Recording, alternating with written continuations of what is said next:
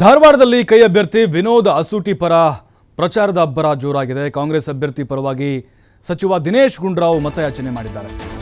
ದಿನೇಶ್ ಗುಂಡೂರಾವ್ ಅವರಿಗೆ ಈಗ ಧಾರವಾಡ ಚುನಾವಣಾ ಉಸ್ತುವಾರಿಯನ್ನು ಕೊಡಲಾಗಿದೆ. ಅವರು ಕೂಡ ಅಲ್ಲೇ ಕ್ಷೇತ್ರದಲ್ಲಿ ಬೀಡು ಬಿಟ್ಟು ಮಿಂಚಿನ ಸಂಚಾರವನ್ನು ಮಾಡ್ತಿದ್ದಾರೆ. ಅಸೂಟಿ ಪರವಾಗಿ ಮತಯಾಚನೆ ಮಾಡ್ತಿದ್ದಾರೆ. ಧಾರವಾಡ ಲೋಕಸಭಾ ಕ್ಷೇತ್ರದ ಮೇಲೆ ಕಾಂಗ್ರೆಸ್ ಬಾವುಟ ಹಾರುತ್ತೆ ಈ ಬಾರಿ ನೋಡ್ತಾ ಇದೆ. ನಮ್ಮ ಪಕ್ಷದ ಅಭ್ಯರ್ಥಿ ವಿನೋದ್ ಅಸೂಟಿ ಗೆಲುವು ನಿಶ್ಚಿತ. ಜನರ ಪರವಾಗಿ ಒಂದೇ ಒಂದು ಯೋಜನೆಯನ್ನ ಜೋಶಿ ಅವರು ತಂದಿಲ್ಲ ಈ ಭಾಗಕ್ಕೆ. ಹೀಗಾಗಿ ಜನರು ಬದಲಾವಣೆ ಬಯಸಿದ್ದಾರೆ ಅಂತ ದಿನೇಶ್ ಗುಂಡೂರಾವ್ ಗೆಲುವಿನ ವಿಶ್ವಾಸ ವ್ಯಕ್ತಪಡಿಸಿದ್ದಾರೆ.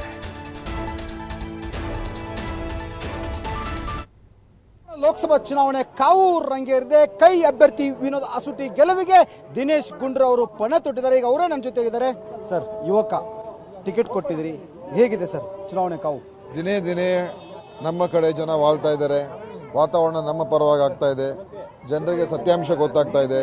ಕಾಂಗ್ರೆಸ್ ಬಗ್ಗೆ ನಂಬಿಕೆ ವಿಶ್ವಾಸ ಹೆಚ್ಚಾಗಿದೆ. ಬಿಜೆಪಿಯವರ ಒಂದು ಕೆಟ್ಟ ಪ್ರಚಾರ ಮತ್ತು ಅವರ ಒಂದು ಕೋಮುವಾದದ ಪ್ರಚಾರ ಇವತ್ತು ಜನರಿಗೆ ಸಾಕಾಗಿದೆ. ಜನರಿಗೆ ಶಾಂತಿ ನೆಮ್ಮದಿ ಬೇಕು, ಕೆಲಸ ಬೇಕು, ಬೆಲೆಗಳು ಕಮ್ಮಿ ಆಗಬೇಕು, ಒಳ್ಳೆಯ ಆಡಳಿತ ಬೇಕು.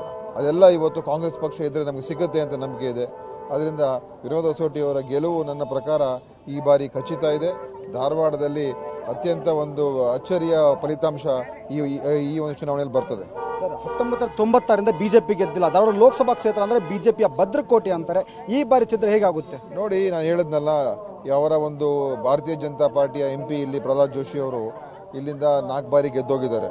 10 ವರ್ಷ ಅವರು ಕೇಂದ್ರ ಸರ್ಕಾರದಲ್ಲೂ ಕೂಡ ಅವ್ರದೇ ಸರ್ಕಾರ ಇತ್ತು.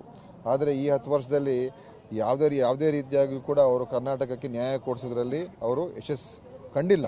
ಅದು ಬಿಡಿ, ಏನು ನಮ್ಮ ಬರ ಪರಿಹಾರ ಕೊಡಿಸೋದ್ರಲ್ಲೂ ಕೂಡ ಅವರು ವಿಫಲರಾಗಿದ್ದಾರೆ.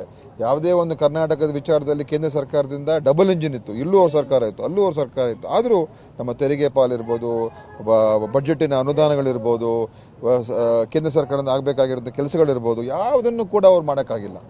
ಮತ್ತು ಏನಕ್ಕೋಸ್ಕರ ಅವರು ಇಲ್ಲಿಂದ ಎಷ್ಟು ಬಾರಿ ಗೆದ್ದೋಗಿ ಕೇಂದ್ರ ಸಚಿವರಾಗಿ ಏನು ಪ್ರಯೋಜನ ನಮಗೆ?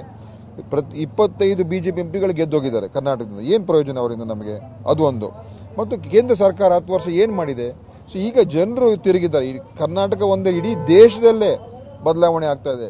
ಇವ್ರು ಮಾತಾಡ್ತಾ ಇದ್ದಾರಲ್ಲ 400 ಸೀಟು, ಅದು 400 ಹೋಯ್ತು. ಈಗ 300ಗೆ ಇಳಿದ್ರು. ಆ 300 ಇಲ್ಲ, ಈಗ 200 ಬರುತ್ತೋ ಇಲ್ವೋ ಅಂತ ಗ್ಯಾರಂಟಿ ಇಲ್ಲ. ಆ ಥರ ಪರಿಸ್ಥಿತಿ ಇವತ್ತು ಎಲ್ಲ ಕಡೆ ಆಗ್ತಾ ಇರುವಂಥದ್ದು. ಉತ್ತರ ಭಾರತದಲ್ಲೂ ಕೂಡ ಬದಲಾವಣೆ ಆಗಿದೆ. ಅದರಿಂದ ಧಾರವಾಡ ಮತ್ತು ಕರ್ನಾಟಕದಲ್ಲಿ ಕಾಂಗ್ರೆಸ್ ಪಕ್ಷಕ್ಕೆ 20ಕ್ಕಿಂತ ಹೆಚ್ಚು ಸೀಟನ್ನು ಗೆಲ್ತೀವಿ. ಅದರಲ್ಲಿ ಧಾರವಾಡ ಕೂಡ ಇರುತ್ತದೆ, ಅದರ ಬಗ್ಗೆ ಅನುಮಾನನೇ ಇಲ್ಲ.